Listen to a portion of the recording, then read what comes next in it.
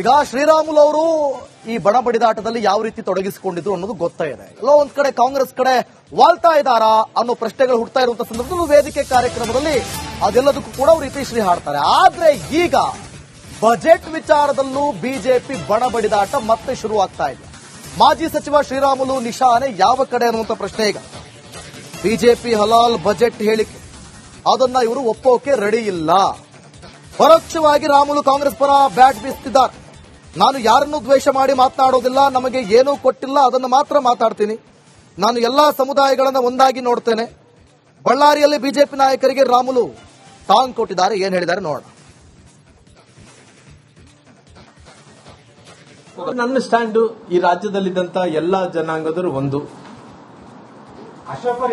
ಎಲ್ಲರೂ ಕೂಡ ಅವ್ರು ಏನನ್ನ ಹೇಳಿ. ಇವಾಗ ನಾನು ಹೇಳ್ತಾ ಇರೋದೇನು, ಈ ರಾಜ್ಯದಲ್ಲಿದ್ದಂತ ಎಲ್ಲಾ ಜನಾಂಗದವ್ರನ್ನ ಒಂದು ಮಾಡಿಕೊಂಡು ಇವತ್ತು ಬಜೆಟ್ ಅನ್ನು ಕೊಡುವಂತ ಟೈಮಲ್ಲಿ ಇವತ್ತು ಹಿಂದುಳಿದಂತಹ ಜಾತಿಗಳನ್ನ ತಿರಸ್ಕಾರ ಮಾಡಬಾರ್ದು, SC STಗಳನ್ನ ತಿರಸ್ಕಾರ ಮಾಡಬಾರ್ದು, OBCಗಳನ್ನ ತಿರಸ್ಕಾರ ಮಾಡಬಾರ್ದು, ಮೇಲೆ ವರ್ಗದ ಜನರನ್ನ ತಿರಸ್ಕಾರ ಮಾಡಬಹುದು, ರೈತರನ್ನ ಸಮಾನ ಮನಸ್ಕಾರದಿಂದ ನೋಡಬೇಕು, ಮಹಿಳೆಯರನ್ನ ಕೂಡ ಸಮಾನ ಮನಸ್ಕಾರದಿಂದ ನೋಡಬೇಕು, ಎಲ್ಲರಿಗೂ ಸಂಬಂಧಪಟ್ಟಿರುವಂತಹ ಬಜೆಟ್ ಆಗಬೇಕು ಅನ್ನೋ ನನ್ನ ವೈಯಕ್ತಿಕವಾದಂತಹ ಅಭಿಪ್ರಾಯದಾಗ್ಲಿ ಅಲ್ಲ. ನಾನು ಯಾರ ಬಗ್ಗೆ ಕೂಡ ಖಂಡನೆ ಮಾಡಕ್ ಹೋಗಲ್ಲ. ಅವ್ರವ್ರ ಪರ್ಸನಲ್ ಆಗಿರ್ಬೋದು, ಅವ್ರವ್ರ ಹೇಳಿಕೆಗಳಾಗಿರ್ಬೋದು, ಅವ್ರು ಏನ್ ಬೇಕಾದ್ರೆ ಮಾತಾಡ್ಬೋದು, ಅದ್ರ ಬಗ್ಗೆ ನಾನು ಮಾತಾಡಕ್ ಹೋಗಲ್ಲ.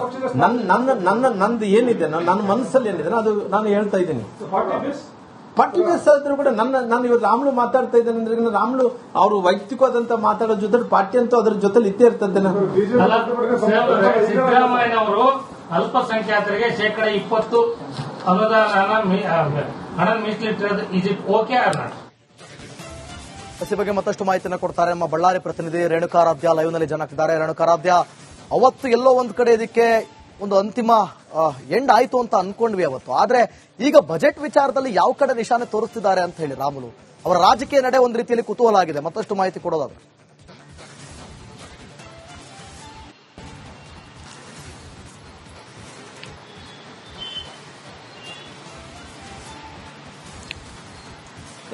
ದಿವಿತ್, ಬಿಜೆಪಿಯಲ್ಲಿ ಈಗಾಗಲೇ ಹಲವು ವಿಚಾರಗಳಲ್ಲಿ ಮನೆಯೊಂದು 3 ಬಾಗಿಲು ಆಗಿದೆ ಅನ್ನೋದು ಸ್ಪಷ್ಟವಾಗಿ ಗೊತ್ತಾಗ್ತಾ ಇರತಕ್ಕಂಥದ್ದು.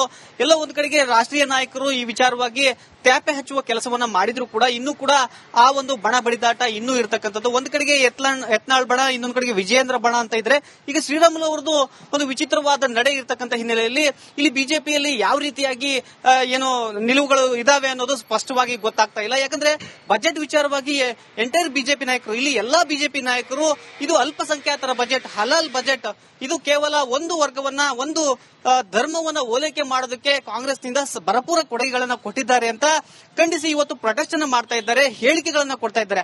ಆದ್ರೆ ಬಳ್ಳಾರಿಯಲ್ಲಿ ಮಾಜಿ ಸಚಿವ ಇವತ್ತು ಶ್ರೀರಾಮುಲು ಇವತ್ತು ಮಾತನಾಡಿರ್ತಕ್ಕಂಥ ಮಾತುಗಳನ್ನ ನೋಡಿದ್ರೆ ಅವೆಲ್ಲ ಅಂದ್ರೆ ಬಿಜೆಪಿಯ ಎಲ್ಲ ನಿಲುವನ್ನ ಅಲ್ಲಗಳಿರ್ತಕ್ಕಂಥದ್ದು. ಅವರ ಅಂದ್ರೆ ಬಿಜೆಪಿಯ ನಿಲುವನ್ನ ಇವರು ಒಪ್ಪೋದಕ್ಕೆ ರೆಡಿ ಇಲ್ಲ. ಅವರು ಹೇಳ್ತಾ ಇರತಕ್ಕಂಥದ್ದು ಏನಂದ್ರೆ ಎಲ್ಲರನ್ನೂ ಕೂಡ ನಾವು ಸಮಾನವಾಗಿ ನೋಡಬೇಕಾಗುತ್ತೆ. ಅವರಿಗೆ ಹೆಚ್ಚಿನ ಹಣ ಕೊಟ್ಟಿದ್ದಾರೆ ಅನ್ನುವ ನಿಟ್ಟಿನಲ್ಲಿ ನಾವು ಅವ್ರನ್ನೇಕೆ ದ್ವೇಷ ಮಾಡಬೇಕು, ನಮಗೆ ಏನು ಕೊಟ್ಟಿಲ್ಲ ಅದನ್ನಷ್ಟೇ ನಾವು ಮಾತನಾಡಬೇಕು.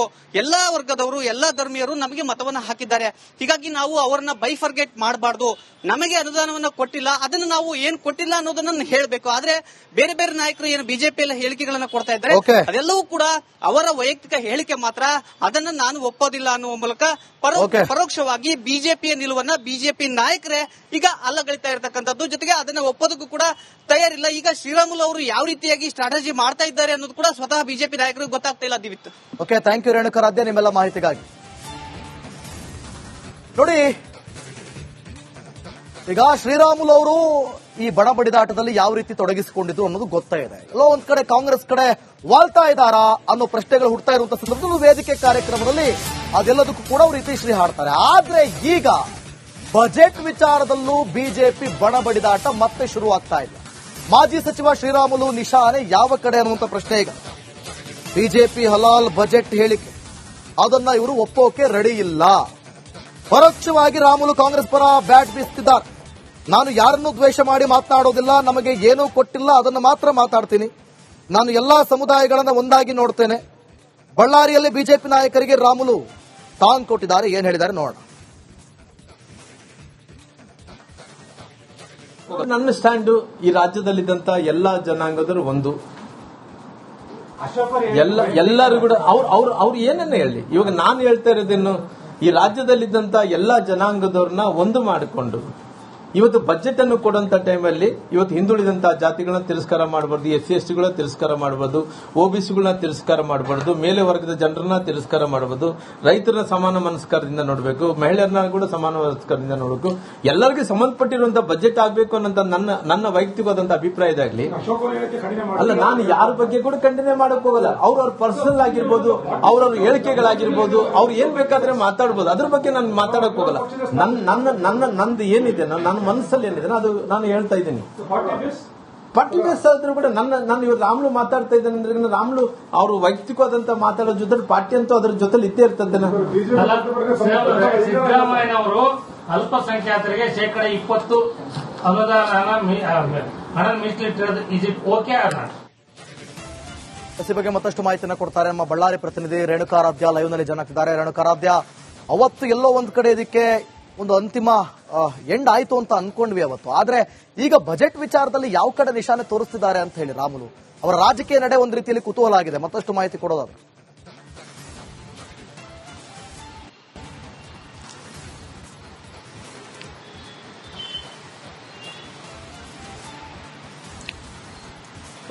ದಿವಿತ್, ಬಿಜೆಪಿಯಲ್ಲಿ ಈಗಾಗಲೇ ಹಲವು ವಿಚಾರಗಳಲ್ಲಿ ಮನೆಯೊಂದು ಮೂರು ಬಾಗಿಲು ಆಗಿದೆ ಅನ್ನೋದು ಸ್ಪಷ್ಟವಾಗಿ ಗೊತ್ತಾಗ್ತಾ ಇರತಕ್ಕಂಥದ್ದು.